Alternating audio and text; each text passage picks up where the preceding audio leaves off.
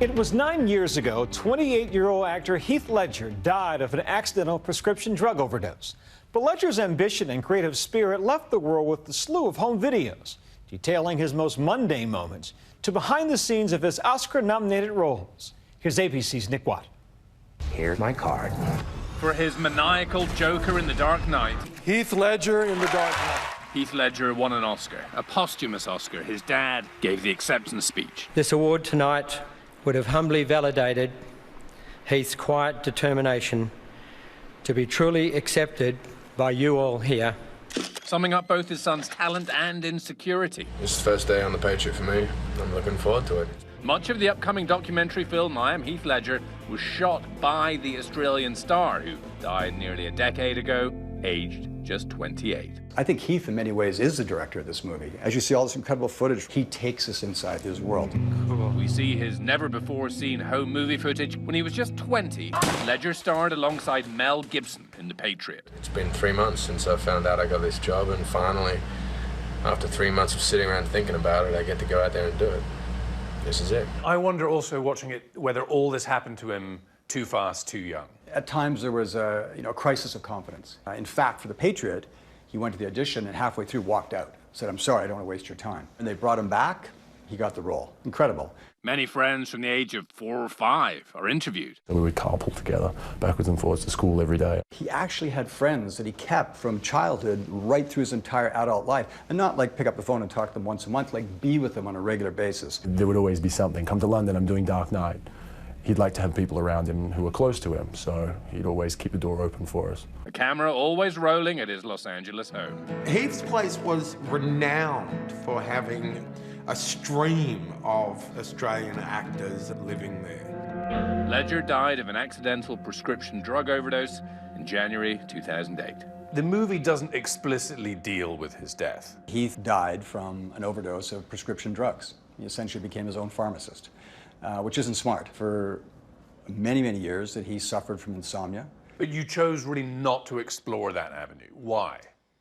The moment of his passing is essentially not a moment we're there for, not a moment that anybody else experienced. He'd been hell-bent on Hollywood from an early age. He had these little shiny stars on the ceiling. He said, that's where I'm going to be. He said, I'm going to be in the film industry, and he said, I'm going to be a film actor. It was like trying to saddle a wild stallion at the time. You may as well make a friend of them and support them as best you can and love them, and let's hope that everything turns out. The number of people who said, he called me in the middle of the night. Sure. He showed up at my house at 6:30 for breakfast. I mean, were they red flags that perhaps were missed? To a person, this was not a red flag. He was always on the go and always taking on new tasks. Taking pictures, painting, directing friends' music videos, or nailing his first leading role, A Knight's Tale, aged just 22. There was certainly an inner conflict in this guy. On set, he was magic. He was home. He was comfortable. Off set, having to put himself on a red carpet or doing an interview like this, that just wasn't Heath. He loved doing the work. He loved the accolades for the work, but the attention was troubling.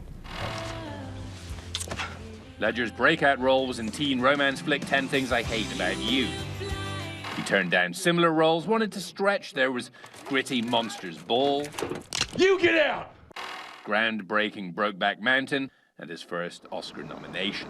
And this thing grabs hold of us again, in the wrong place, in the wrong time, and we're dead. He clenches his fist and bites his teeth the whole time. There was no doubt in his mind. He was that person. That's golden. That's the magic. A relationship with his Brokeback co-star Michelle Williams, a baby, then separation. But there's been conjecture that in Heath's role as the Joker in The Dark Knight, It's simple.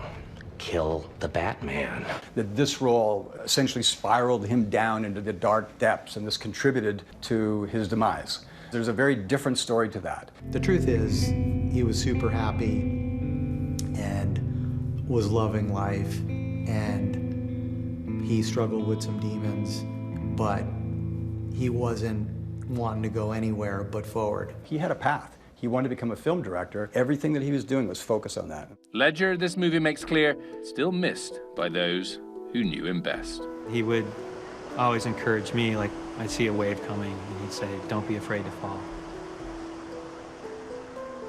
And that was a real important aspect of who Heath was. He didn't have that kind of fear. I'm Nick Watt for Nightline in Los Angeles.